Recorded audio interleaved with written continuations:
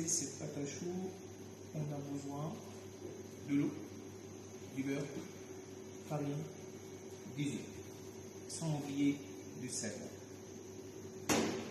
Bien évidemment, dans beaucoup de recettes, pour la pâte à choux, pour l'utilisation sucrée, on utilise du sucre. Je préfère ne pas utiliser jamais le sucre, je expliquerai par la suite pourquoi. Entre parenthèses, pâte à choux, il prend son nom, avant on lui donne le temps, on appelait la pâte à chaud, parce que c'est travailler à chaud. Comme vous allez voir, on travaille et tout de suite on va coucher les choux. Aujourd'hui on dit pâte à choux, mais à l'époque c'était pâte à choux. Et c'était pas assez régulier. Comment on va faire cette pâte à choux? C'est très très simple. On aura besoin de l'eau, du beurre, farine, des œufs. Comme je viens d'évoquer, on n'oublie pas le sel. Je vous donne la mnémotechnique, vous n'avez pas besoin d'aller sur internet, voir la recette, une recette. C'est simple, on se base sur 1, 4, 8 et 16. Je répète 1, 4, 8 et 16. 1 pour 1 litre d'eau, 4 pour 400 g de beurre, 8 pour 400 g, 800 g de farine et 16 pour 16 œufs. Dans certains référentiels professionnels, il y a une marque 20 g de sel pour un litre. 20 g c'est énorme. Parce que le but du sel ici, c'est un exhausteur de goût. Exhausteur de goût. Et qui sort très bien de l'eau. Comme beaucoup des pâtes, comme vous le savez, pour la pâtisserie, on met toujours du sel. Pâte brisée, pâte sablée, pâte feuilletée, les churros, les pâtes molles, les pâtes de montée, tous, même un cake, tout ça, on met toujours un petit pincé de sel. L'objectif ici, c'est un exhausteur de goût pour faire sortir de l'eau. Autrement, votre pâte à choux sera fatal. Donc pour commencer, c'est très très simple. On va commencer par confectionner une panade. Chef, c'est quoi une panade? Une panade, c'est très très simple. On a besoin de l'eau froide et on met le beurre. Donc bien évidemment ici j'ai pris une petite quantité, j'ai pas pris les 16 et tout ça, c'est juste pour une démonstration. On met du beurre et sans oublier du sel. Comme vous avez vu en fait, la quantité de sel c'est vraiment très très peu. Le but ici c'est de faire sortir les goûts. Si vous voulez mettre du sucre, c'est le moment de mettre le sucre.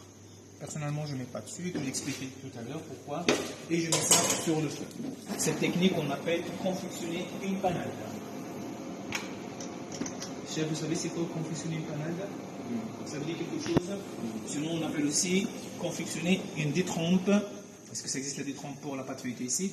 Donc, on dit confectionner une détrempe pour la pâte à choux.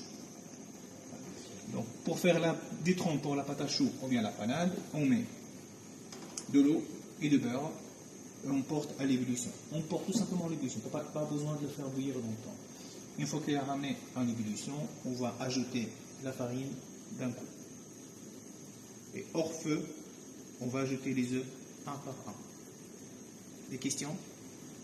Vous avez pas de questions? Une fois le beurre est complètement fondu, on ajoute la farine d'un coup. Surtout, pas besoin d'essayer de tamiser la farine, et on ajoute surtout la farine d'un coup.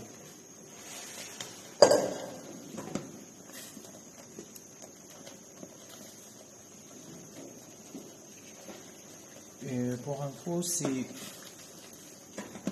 d'utiliser le beurre demi-sel, pas besoin d'ajouter du sel, sinon ce sera trop sucré, trop salé après.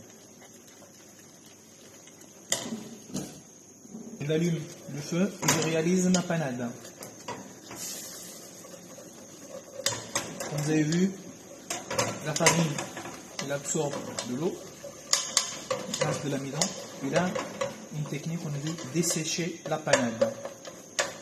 Il faut savoir, plus la panade est desséchée, plus on réussit notre pâte à choux. Et s'il n'y a pas une grande quantité, ça prendra à peu près une trentaine de secondes.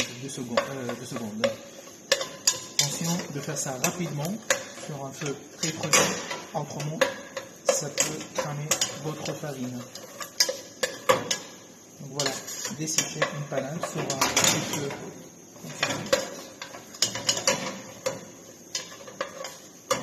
On obtient une petite masse de beurre comme ceci.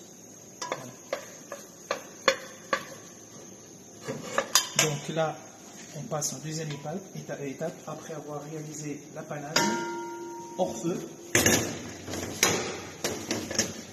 Normalement, dans la recette traditionnelle, on casse les œufs et on le met à l'intérieur. J'évite de faire ça pour la simple raison. L'œuf, il coagule à 61 degrés hors coquille. La russe, on appelle ça la russe dans notre domaine professionnel. La casserole est assez chaude. Si j'ai l'œuf, il va toucher ici. L'œuf, il va se transformer en des œufs bouillis. Donc, pour éviter ce processus,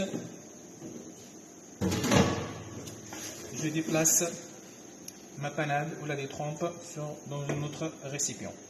Et donc là, le but, incorporer les œufs un par un, je précise bien un par un, pas tout d'un coup, et avec l'aide d'une spatule, une cuillère, vous allez mélanger. On n'utilise pas le fouet, je répète, on ajoute les œufs un par un, pas tout d'un coup, et on mélange avec une spatule. Pourquoi pas un par un? Pourquoi pas tout d'un coup? Sinon la farine, il n'y aura pas assez, la panade, il n'y aura pas assez le temps d'absorber tous les œufs.